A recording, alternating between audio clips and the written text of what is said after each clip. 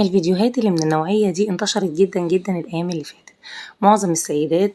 من دول معيّنة أو من معظم الدول تقريبًا بقت بتطلع إن هي تجيب مَيّة تحط عليها مواد صابون زي الصابون كده أو بتاعة تنضيف الأرضيات بألوان مختلفة، ومعظمهم بيبقى حاطط الألوان وعامل الصابون ده في البيت، ويبتدوا إن هُم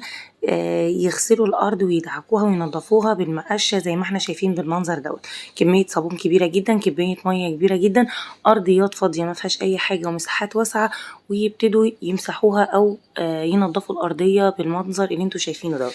الفيديوهات دي منتشرة بكمية رهيبة جدا، ناس كتير جدا جدا معتمدة الروتين دوت أو المحتوى دوت في الفيديوهات، والفكرة كمان ان هو جايب مشاهدات بنسبة عالية جدا جدا جدا. يعني الفيديو اللي احنا بنتفرج عليه دوت انا شفته نزل على اكتر من صفحة معدي ال5 و6 مليون مشاهدة.